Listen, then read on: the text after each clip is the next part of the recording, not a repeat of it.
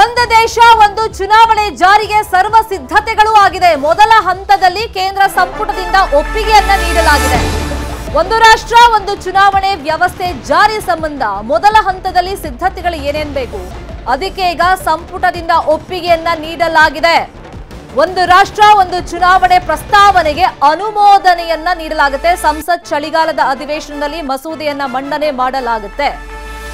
ಮಾಜಿ ರಾಷ್ಟ್ರಪತಿ ರಾಮನಾಥ್ ಕೋವಿಂದ್ ಸಮಿತಿ ಕೊಟ್ಟಿದ್ದಂತ ವರದಿ ಇದು. ಇದಕ್ಕೆ ಪರ ವಿರೋಧಗಳು ಈ ಕ್ಷಣದವರೆಗೂ ಕೂಡ ವ್ಯಕ್ತವಾಗ್ತಾ ಇದೆ. ಒಂದು ದೇಶ ಒಂದು ಚುನಾವಣೆ ಜಾರಿಗೆ ಕೇಂದ್ರ ಸರ್ಕಾರ ಸಕಲ ಸಿದ್ಧತೆಗಳನ್ನು ಕೂಡ ಮಾಡಿಕೊಳ್ತಾ ಇದೆ. ಚಳಿಗಾಲದ ಅಧಿವೇಶನದಲ್ಲೇ ಮಸೂದೆ ಮಂಡನೆಗೆ ತಯಾರಿಗಳನ್ನ ಮಾಡಿಕೊಳ್ತಾ ಇದೆ ಕೇಂದ್ರ ಸರ್ಕಾರ. ಮೊದಲ ಹಂತದಲ್ಲಿ ಬೇಕಾದಂತ ಸಿದ್ಧತೆಗಳನ್ನ ಕೇಂದ್ರ ಸರ್ಕಾರ ಇದೀಗ ಮಾಡಿಕೊಳ್ತಾ ಇದೆ.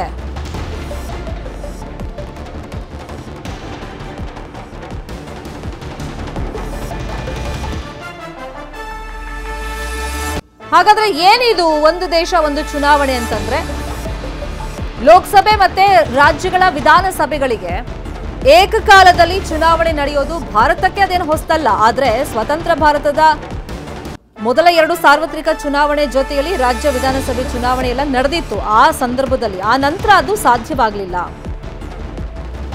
ಸೊ ಈಗ ಅದನ್ನ ಮತ್ತೆ ಜಾರಿಗೆ ತರುವಂತ ನಿಟ್ಟಿನಲ್ಲಿ ಕೇಂದ್ರ ಸರ್ಕಾರ ಒಂದಿಷ್ಟು ಪ್ರಯತ್ನಗಳನ್ನ ಮಾಡ್ಕೊಳ್ತಾ ಇದೆ. ಅದಕ್ಕೆ ಬೇಕಾದಂತ ತಯಾರಿಗಳನ್ನ ಈಗ ಮಾಡ್ಕೊಳ್ತಾ ಇದೆ. ಇದೇ ವಿಚಾರವಾಗಿ ಇನ್ನಷ್ಟು ಡೀಟೇಲ್ ಆಗಿ ಇನ್ಫಾರ್ಮೇಶನ್ ಅನ್ನ ಕೊಡೋದಕ್ಕೆ ನ್ಯೂಸ್ ರೂಮ್ ಇಂದ ನೇರ ಸಂಪರ್ಕದಲ್ಲಿ ಕನೆಕ್ಟ್ ಆಗಿದ್ದಾರೆ ನಮ್ಮ ನ್ಯೂಸ್ ಎಡಿಟರ್ ರಾಘವೇಂದ್ರ ಗುಡಿ. ಒಂದು ದೇಶ ಒಂದು ಚುನಾವಣೆ ಕೇಂದ್ರ ಸರ್ಕಾರದ ಒಂದು ಮಹತ್ವಾಕಾಂಕ್ಷಿ ಯೋಜನೆ. ಅದನ್ನ ಶೀಘ್ರದಲ್ಲೇ ಜಾರಿ ತರಬೇಕು ಅಂತ ಪ್ರಯತ್ನಗಳು ಅಫ್ಕೋರ್ಸ್ ನಡೀತಾ ಇತ್ತು. ಅದಕ್ಕೆ ಪರ ವಿರೋಧ ಚರ್ಚೆಗಳು ಈ ಕ್ಷಣದವರೆಗೂ ಕೂಡ ವ್ಯಕ್ತವಾಗ್ತಾ ಇದೆ. ಸೊ ತಯಾರಿಗಳನ್ನ ಕೇಂದ್ರ ಸರ್ಕಾರ ಹೇಗೆ ಮಾಡ್ಕೊಳ್ತಾ ಇದೆ? ಶರ್ಮಿತಾ, ಪ್ರಮುಖವಾಗಿ ಒನ್ ನೇಷನ್ ಒನ್ ಎಲೆಕ್ಷನ್ ಅಂದರೆ ಒಂದು ದೇಶ ಒಂದು ಚುನಾವಣೆ, ಈ ಒಂದು ಕಾನ್ಸೆಪ್ಟ್ ಇದೆಲ್ಲ, ಈ ಕಾನ್ಸೆಪ್ಟನ್ನು ಪ್ರಾರಂಭದಿಂದಲೂ ಕೂಡ ಪ್ರಧಾನಮಂತ್ರಿ ನರೇಂದ್ರ ಮೋದಿ ಅದನ್ನು ಹೇಳ್ತಾನೆ ಬರ್ತಾ ಇದ್ರು. ಈ ರೀತಿಯಾಗಿ ನಮ್ಮ ದೇಶದಲ್ಲಿ ಆಗಬೇಕು. ಯಾಕಂದರೆ ಪ್ರತಿ ಬಾರಿ ಚುನಾವಣೆ ನಡೆದಾಗಲೂ ಕೂಡ ಅದರದ್ದೇ ಆದಂಥ ಖರ್ಚು ವೆಚ್ಚಗಳಿರ್ತವೆ. ಮತ್ತು ಸತತವಾಗಿ ಒಂದಿಲ್ಲ ಒಂದು ರಾಜ್ಯದಲ್ಲಿ ಒಂದಿಲ್ಲ ಒಂದು ಭಾಗದಲ್ಲಿ ನಮ್ಮ ದೇಶದಲ್ಲಿ ಪ್ರತಿ ಬಾರಿ ಚುನಾವಣೆ ನಡೀತಾನೆ ಇರುತ್ತೆ. ಹಾಗಿದ್ದಾಗ ಅಭಿವೃದ್ಧಿಗೆ ಅದು ಕುಂಠಿತ ಮಾಡ್ತಾ ಇದೆ, ಅಭಿವೃದ್ಧಿಗೆ ಪೂರಕವಾಗಿಲ್ಲ ಅಂತಕ್ಕಂಥ ಮನಸ್ಥಿತಿ ಪ್ರಧಾನಮಂತ್ರಿ ನರೇಂದ್ರ ಮೋದಿ ಅವರದಾಗಿತ್ತು. ಅದೇ ಕಾರಣದಿಂದಾಗಿ ಅವರ ಸರ್ಕಾರ ಬಂದಾಗಿನಿಂದಲೂ ಕೂಡ ಈ ಒನ್ ನೇಷನ್ ಒನ್ ಎಲೆಕ್ಷನ್ ಬಗ್ಗೆ ಮಾತನಾಡ್ತಾನೆ ಬರ್ತಾ ಇದ್ರು. ಆದರೆ ಕಳೆದ ಬಾರಿ ಅಂದರೆ ಅವರ 2ನೇ ಬಾರಿ ಅವರು ಪ್ರಧಾನಮಂತ್ರಿ ಆದ ಬಳಿಕ ಅದು ಒಂದು ಸೀರಿಯಸ್ನೆಸ್ ಪಡೆದುಕೊಳ್ಳುತ್ತೆ. ಸಾಕಷ್ಟು ಪಕ್ಷಗಳ ಜೊತೆಯಲ್ಲಿ ಚರ್ಚೆಗಳನ್ನು ಮಾಡ್ತಾರೆ, ರಾಜ್ಯ ಸರ್ಕಾರಗಳ ಜೊತೆಯಲ್ಲಿ ಚರ್ಚೆಯನ್ನು ಮಾಡುತ್ತೆ. ಜೊತೆಗೆ ಈ ಒಂದು ಸಮನ್ವಯತೆಯನ್ನು ಸಾಧಿಸಬೇಕು ಅನ್ನುವಂಥ ಕಾರಣದಿಂದಾಗಿ ಮಾಜಿ ರಾಷ್ಟ್ರಪತಿಗಳಾಗಿರ್ತಕ್ಕಂಥ ರಾಮನಾಥ್ ಕೋವಿಂದ್ ಅವರ ನೇತೃತ್ವದಲ್ಲಿ ಒಂದು ಕಮಿಟಿಯನ್ನ ಮಾಡಲಾಗುತ್ತೆ. ಅವರೇ ಸ್ವತಃ ಇದರ ಒಂದು ಮುತುವರ್ಜಿಯನ್ನು ವಹಿಸಿಕೊಳ್ತಾರೆ, ಅವರೇ ಜವಾಬ್ದಾರಿಯನ್ನು ವಹಿಸಿಕೊಳ್ತಾರೆ. ಅವರು ಕೂಡ ಸತತವಾಗಿ ಬೇರೆ ಬೇರೆ ಸ್ಟೇಕ್ ಹೋಲ್ಡರ್ಸ್ಗಳು ಯಾರಿದ್ದಾರೆ ಅವರ ಎಲ್ಲರ ಜೊತೆಯಲ್ಲೂ ಚರ್ಚೆಯನ್ನು ಮಾಡ್ತಾರೆ. ಯಾಕಂದ್ರೆ ನಮ್ಮ ದೇಶದಲ್ಲಿ ಸರಿಸುಮಾರಾಗಿ 2500ಕ್ಕೂ ಅಧಿಕ ಅಧಿಕೃತವಾಗಿರ್ತಕ್ಕಂಥ ಪಕ್ಷಗಳಿದ್ದಾವೆ. ಆದರೆ ಎಲ್ಲ ಪಕ್ಷಗಳು ಒಂದು ನ್ಯಾಷನಲ್ ಪಾರ್ಟಿಗಳಲ್ಲ. ಬದಲಾಗಿ ಕೆಲವು ರಾಜ್ಯಕ್ಕೆ ಸೀಮಿತವಾಗಿದ್ದಾವೆ, ಕೆಲವು ಜಿಲ್ಲೆಗಳಿಗೆ ಸೀಮಿತವಾಗಿದ್ದಾವೆ, ಕೆಲವು ಕೇವಲ ಒಂದು ತಾಲೂಕಿಗೆ ಸೀಮಿತವಾಗಿರ್ತಕ್ಕಂಥ ಪಕ್ಷಗಳು ಕೂಡ ಇದ್ದಾವೆ. ಹಾಗಿದ್ದಾಗ ಅವ್ರು ಹೇಗೆ ರಾಷ್ಟ್ರೀಯ ಪಕ್ಷಗಳ ಜೊತೆಯಲ್ಲಿ ಫೈಟ್ ಮಾಡೋದಕ್ಕೆ ಆಗುತ್ತೆ? ಇದು ಪ್ರಜಾಪ್ರಭುತ್ವಕ್ಕೆ ಮಾರಕವಾಗಿರುತ್ತಾ, ಪೂರಕವಾಗಿರ್ತಕ್ಕಂಥ ಗಂಭೀರವಾದಂಥ ಪ್ರಶ್ನೆಗಳನ್ನ ಕೂಡ ಹುಟ್ಟಾಗುತ್ತೆ. ಆ ಕಾರಣದಿಂದಾಗಲಿ ಕೂಡ ಒಂದು ಮಾಜಿ ರಾಷ್ಟ್ರಪತಿ ರಾಮನಾಥ್ ಕೋವಿಂದ್ ಅವರ ನೇತೃತ್ವದ ಕಮಿಟಿ ಇದನ್ನೆಲ್ಲವನ್ನ ಕೂಡ ಮಾಹಿತಿಯನ್ನ ಪಡೆದುಕೊಳ್ತಾ ಇತ್ತು. ಆದರೆ ಈಗ 3ನೇ ಬಾರಿಗೆ ಪ್ರಧಾನಮಂತ್ರಿ ಆದ ಬಳಿಕ ಅದು ಮತ್ತಷ್ಟು ಸೀರಿಯಸ್ನೆಸ್ ಅನ್ನು ಪಡೆದುಕೊಳ್ತಾ ಇದೆ. ಈಗ ಸಮಿತಿಯಿಂದಲೂ ಕೂಡ ಮಾಹಿತಿಯನ್ನ ಪಡೆದುಕೊಂಡಿದ್ದಾರೆ. ಬೇರೆ ಬೇರೆ ರಾಜ್ಯಗಳ ಜೊತೆಯಲ್ಲೂ ಕೂಡ ಚರ್ಚೆಗಳಾಗ್ತಾ ಇದ್ದಾವೆ. ಜೊತೆಗೆ ಇವತ್ತು ಕ್ಯಾಬಿನೆಟ್ ನಲ್ಲಿ ಅದಕ್ಕೆ ಮಂಜೂರಾತಿಯನ್ನ ಕೊಡಲಾಗಿದೆ. ಯಾವಾಗ ಕ್ಯಾಬಿನೆಟ್ ನಲ್ಲಿ ಮಂಜೂರಾಗುತ್ತೋ ಯಾವುದೇ ಒಂದು ಯೋಜನೆಯನ್ನು ತರುವಂತದ್ದು, ನಂತರ ಅದನ್ನ ಪಾರ್ಲಿಮೆಂಟ್ ನಲ್ಲಿ ಮಂಡಿಸಬೇಕಾಗುತ್ತೆ. ಈಗ ಚಳಿಗಾಲದ ಅಧಿವೇಶನದ ಸಮಯದಲ್ಲಿ ಬಹುತೇಕವಾಗಿ ಅದನ್ನ ಪಾರ್ಲಿಮೆಂಟ್ ನಲ್ಲಿ ಮಂಡಿಸಲಾಗುತ್ತೆ. ಆಗ ಒಂದು ಲೋಕಸಭೆಯಲ್ಲೂ ಕೂಡ ಅದರ ಬಗ್ಗೆ ವಿಸ್ತೃತವಾದಂಥ ಚರ್ಚೆ ಆಗುತ್ತೆ. ಅದಾದ ಬಳಿಕ ಅಲ್ಲಿ ಅದೇನಾದರೂ ಒಂದು ಅಪ್ರೂವಲ್ ಆದರೆ ಬಳಿಕ ಅದು ರಾಜ್ಯಸಭೆಗೆ ಹೋಗುತ್ತೆ. ರಾಜ್ಯಸಭೆಯಲ್ಲೂ ಕೂಡ ಇದರ ಬಗ್ಗೆ ಚರ್ಚೆಗಳಾಗಬೇಕಾಗುತ್ತೆ. ಆಮೇಲೆ ಅದಕ್ಕೆ ಅಪ್ರೂವಲ್ ಸಿಕ್ಕಾಗ ಅದೊಂದು ಕಾನೂನಾಗಿ ಬದಲಾಗುವಂಥ ಸಾಧ್ಯತೆಗಳಿದ್ದಾವೆ. ಹೀಗಾಗಿ ರೋಡ್ ಅಂತೂ ಸಾಕಷ್ಟು ದೂರ ಇದೆ. ಅಷ್ಟು ಬೇಗ ಇದಕ್ಕೆ ಎಲ್ಲರೂ ಅಗ್ರಿ ಆಗುವಂಥ ಸಾಧ್ಯತೆಗಳು ಕಂಡು ಬರೋದಿಲ್ಲ. ಇವತ್ತು ಕೇಂದ್ರದಲ್ಲಿ ಬಿಜೆಪಿ ಇದೆ, ಪ್ರಧಾನಮಂತ್ರಿಯಾಗಿ ನರೇಂದ್ರ ಮೋದಿ ಇದ್ದಾರೆ. ಆದರೆ ನಾಳೆ ಇದೇ ರೀತಿ ಇರುತ್ತೆ ಅಂತಲ್ಲ, ಬೇರೆ ಬೇರೆ ಪಕ್ಷಗಳು ಬರ್ಬೋದು. ಯಾವ ಪಕ್ಷಗಳು ಕೇಂದ್ರದಲ್ಲಿ ಅಧಿಕಾರವನ್ನು ನಡೆಸ್ತಾ ಇರ್ತಾವೋ ಅವರಿಗೆ ಸಂಪೂರ್ಣವಾದಂಥ ಅಧಿಕಾರ ಬರುವಂಥ ಒಂದು ಭಯ ಕೂಡ ಇದರಲ್ಲಿ ಕಾಡ್ತಾ ಇರುತ್ತೆ. ಯಾಕಂದ್ರೆ ಫೆಡರಲಿಸಂ ಅಂತ ಬಂದಂತ ಸಂದರ್ಭದಲ್ಲಿ ಶರ್ಮಿತಾ, ಆಯಾ ರಾಜ್ಯಗಳಿಗೆ ಅದರದ್ದೇ ಆದಂತ ಅಸ್ತಿತ್ವಗಳಿದಾವೆ, ಅದರದೇ ಆದಂತ ಭಾಷೆ ಇದೆ, ಜೊತೆಗೆ ಅದರದ್ದೇ ಆದಂತ ಆಡಳಿತಾತ್ಮಕವಾದಂತ ವೈಖರಿಗಳು, ಕಾರ್ಯವೈಖರಿಗಳು ಕೂಡ ಇದ್ದಾವೆ. ಅವೆಲ್ಲವನ್ನ ಕೂಡ ಒನ್ ನೇಷನ್ ಒನ್ ಎಲೆಕ್ಷನ್ ಅನ್ನು ಅಡಿಯಲ್ಲಿ ತಂದಂತ ಸಂದರ್ಭದಲ್ಲಿ ಅದು ಎಷ್ಟರ ಮಟ್ಟಿಗೆ ಸರ್ವ್ ಮಾಡುತ್ತೆ, ಅಂದ್ರೆ ಈ ಒಂದು ಪ್ರಜಾಪ್ರಭುತ್ವದ ಉಳಿವಿಗಾಗಿ ಎಷ್ಟು ಕೆಲಸವನ್ನ ಮಾಡಬಲ್ಲದು ಅಂತಕ್ಕಂಥ ಪ್ರಶ್ನೆಗಳು ಕೂಡ ಇದಾವೆ. ಅದಕ್ಕೆ ಯಾವ ರೀತಿಯಾದಂತಹ ಉತ್ತರವನ್ನ ಕೇಂದ್ರ ಸರ್ಕಾರ ಕೊಡುತ್ತೆ, ಹೇಗೆ ಇದು ಇಲ್ಲಿ ಜಾರಿಗೆ ತರುವಂತ ಉದ್ದೇಶ ಏನೋ ಕೇಂದ್ರ ಸರ್ಕಾರ ಹೊಂದಿದೆ, ಆದ್ರೆ ಜಾರಿಗೆ ತರೋದು ಅಷ್ಟು ಸುಲಭವಾಗಿನೂ ಇಲ್ಲ. ಸಾಕಷ್ಟು ಸವಾಲುಗಳನ್ನ ಇಲ್ಲಿ ಸರ್ಕಾರ ಎದುರಿಸಲೇಬೇಕಾಗುತ್ತೆ. ನೀವು ಹೇಳ್ದಂಗೆ ಚುನಾವಣಾ ವೆಚ್ಚವನ್ನ ಕಡಿತಗೊಳಿಸುವಂತ ನಿಟ್ಟಿನಲ್ಲಿ ಇರ್ಬೋದು, ಜೊತೆಗೆ ಪದೇ ಪದೇ ಈ ನೀತಿ ಸಂಹಿತೆಯನ್ನ ಹೇರಿಕೆ ಮಾಡೋದು ಅದನ್ನು ಕೂಡ ಕಡಿತಗೊಳಿಸುವಂತ ನಿಟ್ಟಿನಲ್ಲಿ ಒಂದು ಪ್ಲಾನ್ ಏನೋ ಮಾಡ್ಕೊಳ್ಬಹುದು. ಆದ್ರೆ ಇಲ್ಲಿ ಸಂವಿಧಾನವನ್ನ ತಿದ್ದುಪಡಿ ಮಾಡಬೇಕಾಗತ್ತೆ. ಯಾಕಂದ್ರೆ ಲೋಕಸಭೆಗೆ ಇಂತಿಷ್ಟು ಅವಧಿ ಅಂತಿರುತ್ತೆ, ವಿಧಾನಸಭೆ ಅವಧಿ ಇಂತಿಷ್ಟು ಅಂತಿರುತ್ತೆ. ಸೊ ಅವಧಿಗೂ ಮುಂಚಿತಾನೆ ಈಗ ವಿಸರ್ಜನೆ ಮಾಡಬೇಕು ಅಂತಂದ್ರೆ ಒಂದಿಷ್ಟು ತಿದ್ದುಪಡಿಗಳನ್ನ ಮಾಡ್ಕೊಳ್ಬೇಕು. ಆ ಥರ ಸವಾಲುಗಳು ಏನೇನಿದೆ?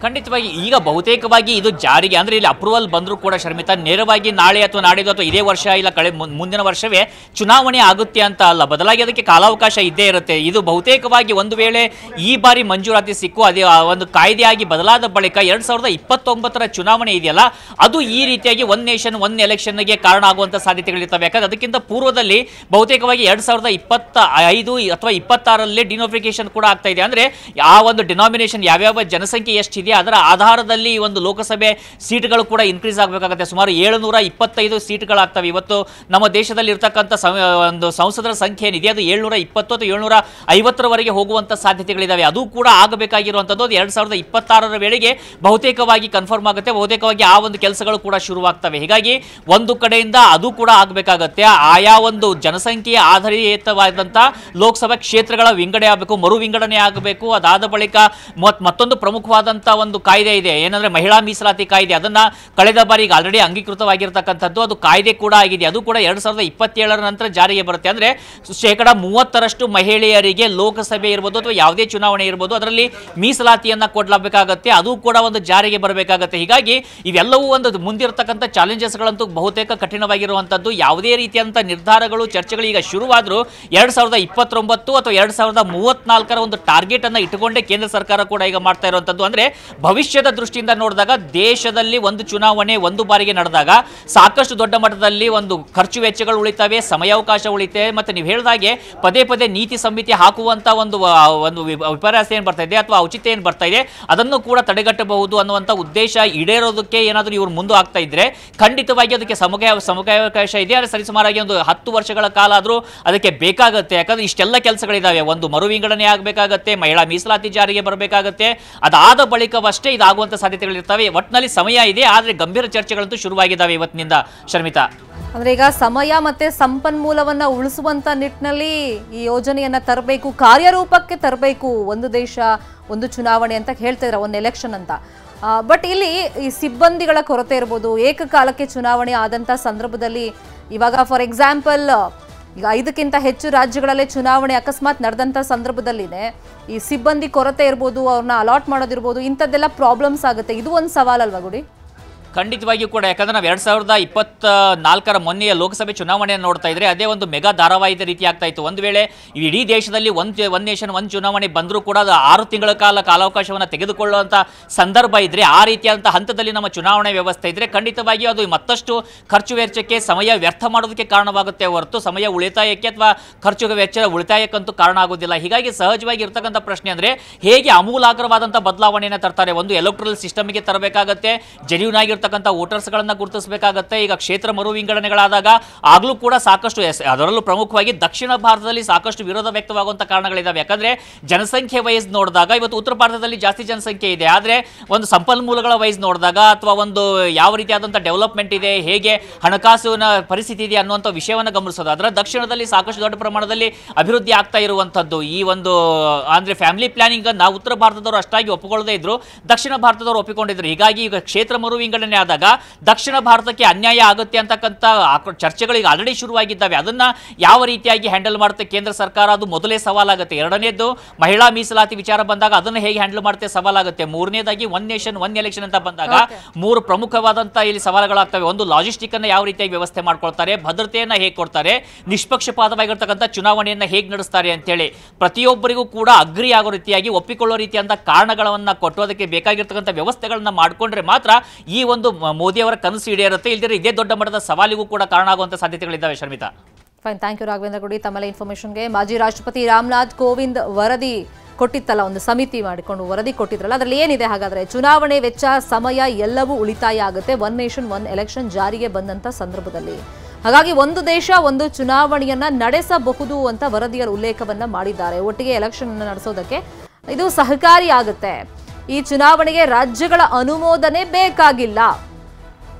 ದೇಶದಲ್ಲಿ ಮತದಾನದ ಪ್ರಮಾಣವೂ ಕೂಡ ಒಟ್ಟಿಗೆ ಅಂದ್ರೆ ಏಕಕಾಲದಲ್ಲಿ ಚುನಾವಣೆ ಆದಂಥ ಸಂದರ್ಭದಲ್ಲಿ ಆಗುತ್ತೆ. ಚುನಾವಣೆ ವೆಚ್ಚ, ಸಮಯ ಎಲ್ಲವೂ ಕೂಡ ಉಳಿತಾಯ ಆಗುತ್ತೆ ಅಂತ ವರದಿಯಲ್ಲಿ ಹೇಳಿದ್ದಾರೆ. ಇನ್ನು ಈ ವರದಿಯಲ್ಲಿ ಸಾಕಷ್ಟು ಅಂಶಗಳನ್ನು ಚರ್ಚೆ ಮಾಡಿದಂಥ ಸಂದರ್ಭದಲ್ಲಿ ಇದೆಲ್ಲ ಪ್ರಾಕ್ಟಿಕಲಿ ಸಾಧ್ಯ ಇದೆಯಾ, ಒಂದಿಷ್ಟು ಸವಾಲುಗಳನ್ನು ಕೂಡ ಕೇಂದ್ರ ಸರ್ಕಾರ ಈ ಒನ್ ನೇಷನ್ ಒನ್ ಎಲೆಕ್ಷನ್ ಅನ್ನ ಜಾರಿಗೆ ತಂದಂಥ ಸಂದರ್ಭದಲ್ಲಿ ಫೇಸ್ ಮಾಡಲೇಬೇಕಾಗುತ್ತೆ. ಈಗ ಪ್ರಸ್ತಾವನೆಗೆ ಕೇಂದ್ರ ಒಪ್ಪಿಗೆಯನ್ನ ಕೊಟ್ಟಿದೆ. ಈಗ ಚಳಿಗಾಲದ ಅಧಿವೇಶನದಲ್ಲಿ ಅದನ್ನು ಮಂಡನೆ ಮಾಡೋದಕ್ಕೂ ತಯಾರಿಗಳಾಗ್ತಾ ಇದೆ. ಪ್ರಧಾನಿಯಾಗಿ ನರೇಂದ್ರ ಮೋದಿ 5 ವರ್ಷ ಪೂರೈಸಲ್ಲ. ಎನ್ಡಿಎ ಮೈತ್ರಿ ಸರ್ಕಾರದಲ್ಲಿ ಮೋದಿ ಅಧಿಕಾರ ಪೂರೈಸೋದಿಲ್ಲ ಅಂತ ಹೇಳಿ ಬೆಂಗಳೂರಲ್ಲಿ ಮುಖ್ಯಮಂತ್ರಿ ಸಿದ್ದರಾಮಯ್ಯ ಅವರು ಭವಿಷ್ಯವನ್ನ ನುಡಿದಿದ್ದಾರೆ. ನಿತೀಶ್ ಕುಮಾರ್, ಚಂದ್ರಬಾಬು ನಾಯ್ಡು ಹೆಚ್ಚು ದಿನ ಇರೋದಿಲ್ಲ, ಎನ್ಡಿಎ ಮೈತ್ರಿಕೂಟದಿಂದ ಅವರಿಬ್ರು ಹೊರಗಡೆ ಬರಬಹುದು ಅಂತ ಹೇಳಿ ಒಂದು ಭವಿಷ್ಯವನ್ನ ಸಿದ್ದರಾಮಯ್ಯ ಅವರು ನುಡಿದಿದ್ದಾರೆ. ಮೋದಿ ಸರ್ಕಾರದ ಆಯಸ್ಸು ಕಡಿಮೆ ಇದೆ ಅಂತ ಹೇಳಿ ಸಿಎಂ ಸಿದ್ದರಾಮಯ್ಯ ಅವರು ಭವಿಷ್ಯವನ್ನ ನುಡಿದಿದ್ದಾರೆ.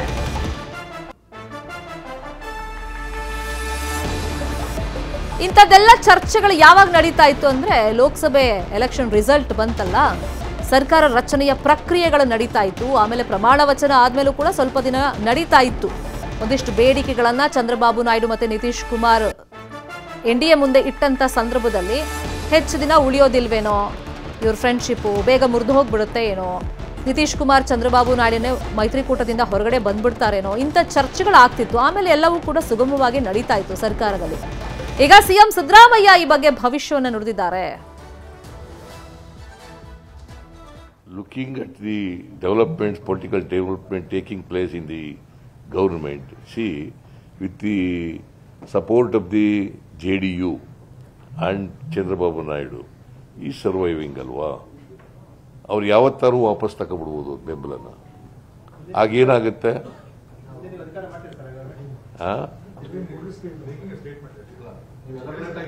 ಅದಕ್ಕೆ ನಾನು ಸುಮ್ಮನೆ ಪೊಲಿಟಿಕಲ್ ಡೆವಲಪ್ಮೆಂಟ್ಸ್ ಅಂತ ಹೇಳಿದ್ದೀನಿ, ರಾಜಕೀಯ ಬೆಳವಣಿಗೆಗಳ ಆಧಾರದ ಮೇಲೆ ಹೇಳ್ತಾ ಇದ್ದೀನಿ ಹೊರತು ಆಗ್ಬೋದು, ಆಗದೇ ಇರ್ಬೋದು. ಗೊತ್ತಾಯ್ತಾ? ನಮಗಿರ್ತಕ್ಕಂಥ ಇನ್ಫಾರ್ಮೇಶನ್ ಪ್ರಕಾರ ರಾಜಕೀಯ ಬೆಳವಣಿಗೆಗಳ ಆಧಾರದ ಮೇಲೆ ಈ ಸರ್ಕಾರ ಪೂರ್ಣಾವಧಿ ಮುಗಿಸ್ತದೆ ಅಂತ ನನಗನ್ಸಲ್ಲ. ಈಗ ನಮ್ಮ ಸರ್ಕಾರನು ನಾಳೆಗೆ ಬಿದ್ದೋಯ್ತದೆ, ನಾಳಿದ್ದೇ ಬಿದ್ದೋಯ್ತದೆ ಅಂತ. ನಾವು 136 ಜನ ಗೆದ್ದಿದ್ದೀವಿ, ಬಿದ್ದೋಯ್ತದೆ. ಇದೇ ವಿಚಾರವಾಗಿ ಇನ್ನಷ್ಟು ಡೀಟೇಲ್ ಆಗಿ ಇನ್ಫಾರ್ಮೇಶನ್ ಕೊಡೋದಕ್ಕೆ ಫೋನ್ ಸಂಪರ್ಕದಲ್ಲಿ ಕನೆಕ್ಟ್ ಆಗಿದ್ದಾರೆ ನಮ್ಮ ಪೊಲಿಟಿಕಲ್ ಬ್ಯೂರೋ ರಿಪೋರ್ಟರ್ ತಿಮ್ಮೇಗೌಡರು. ತಿಮ್ಮೇಗೌಡ್ರೆ, ಆಗಬಹುದು ಆಗದನೇ ಇರಬಹುದು ಅಂತ ಹೇಳಿ ಈ ಸಂದರ್ಭದಲ್ಲೇ ಮೋದಿ ನೇತೃತ್ವದ ಸರ್ಕಾರದ ಬಗ್ಗೆ, ಪಿಎಂ ಆಗಿ ಮೋದಿ 5 ವರ್ಷ ಪೂರೈಸಲ್ಲ ಅನ್ನೋದ್ರ ಬಗ್ಗೆ, ಇನ್ನು ಮಿತ್ರ ಪಕ್ಷಗಳು ಹೊರಗಡೆ ಬರಬಹುದು ಅನ್ನೋದ್ರ ಬಗ್ಗೆ ಸಿದ್ದರಾಮಯ್ಯ ಯಾಕೆ ಉಲ್ಲೇಖ ಮಾಡಿದ್ರು? ಶರ್ಮಿತಾ, ಬಹಳ ಮುಖ್ಯವಾಗಿ ಬಿಜೆಪಿ ನಾಯಕರು ರಾಹುಲ್ ಗಾಂಧಿ ಬಗೆಗಿನ ಒಂದು ಟೀಕೆಗಳು ಏನು ವ್ಯಕ್ತವಾಗ್ತಾ ಇದ್ದಾವೆ, ಎಸ್ಪೆಷಲಿ ಸಂಜಯ್ ನಾಯಕ್, ಗಾಯಕ್ವಾಡ್ ಸೇರಿದಂತೆ ಬಿಜೆಪಿಯ ಕೆಲ ನಾಯಕರುಗಳು ರಾಹುಲ್ ಗಾಂಧಿ ಅವರಿಗೆ ಬೆದರಿಕೆಯೊಡ್ಡುವ, ಅದರಲ್ಲೂ ಕೂಡ ಜೀವ ಬೆದರಿಕೆಯನ್ನೊಡ್ಡುವ ಹೇಳಿಕೆಗಳನ್ನ ಕೊಡ್ತಾ ಇದ್ದಾರೆ. ಇದು ಅತ್ಯಂತ ಖಂಡನೀಯ. ಈ ಬಗ್ಗೆ ಕೇಂದ್ರ ಗೃಹ ಸಚಿವಾಲಯ ಕೇಸನ್ನ ದಾಖಲು ಮಾಡಿ ಕೂಡಲೇ ಇವರು ಯಾರ್ಯಾರು ತಪ್ಪಿ ಹೇಳಿಕೆಗಳನ್ನ ಕೊಡ್ತಾ ಇದ್ದಾರೆ, ಎಸ್ಪೆಷಲಿ ರಾಹುಲ್ ಗಾಂಧಿ ಅವ್ರ ವಿರುದ್ಧ ಹೇಳಿಕೆಯನ್ನ ಕೊಡ್ತಾ ಇರ್ತಕ್ಕಂಥದ್ದು, ಜೀವ ಬೆದರಿಕೆಯನ್ನ ಹಾಕ್ತಾ ಇದ್ದಾರೆ, ಇದರ ಬಗ್ಗೆ ಶಿಸ್ತು ಕ್ರಮವನ್ನ ಕೈಗೊಳ್ಳಬೇಕು ಅನ್ನುವಂತ ನಿಟ್ಟಲ್ಲಿ ಒತ್ತಾಯವನ್ನ ಮಾಡುವ ಅಂತ ಹೇಳಿಕೆಯನ್ನ ಕೊಡುವಂತ ಸಂದರ್ಭದಲ್ಲಿ ಸಿಎಂ ಸಿದ್ದರಾಮಯ್ಯನವರು ಈ ರೀತಿಯಾದಂತ ಕೇಂದ್ರ ಸರ್ಕಾರದ ಅಸ್ಥಿರತೆಯ ಬಗ್ಗೆ ಮಾತನಾಡಿರುವಂತದ್ದು. ನೋಡಿ, ನನಗೆ ಇರುವಂತ ಮಾಹಿತಿ ಪ್ರಕಾರ ಏನು ನೆರೆಯ ಆಂಧ್ರ ಪ್ರದೇಶದ ಚಂದ್ರಬಾಬು ನಾಯ್ಡು ಮತ್ತೆ ಬಿಹಾರದ ನಿತೀಶ್ ಕುಮಾರ್ ಯಾವುದೇ ಕ್ಷಣದಲ್ಲಾದ್ರೂ ಕೂಡ ಕೇಂದ್ರ ಸರ್ಕಾರಕ್ಕೆ ಕೊಟ್ಟಿರ್ತಕ್ಕಂಥ ಎನ್ಡಿಎಗೆ ಕೊಟ್ಟಿರ್ತಕ್ಕಂಥ ಬೆಂಬಲವನ್ನ ವಾಪಸ್ ತೆಗೆದುಕೊಳ್ಳಬಹುದು. ಇತ್ತೀಚಿನ ರಾಜಕೀಯ ಬೆಳವಣಿಗೆಗಳ ಆಧಾರದ ಮೇಲೆ ಈ ಒಂದು ಹೇಳಿಕೆಯನ್ನ ಕೊಡ್ತಾ ಇದ್ದೀನಿ.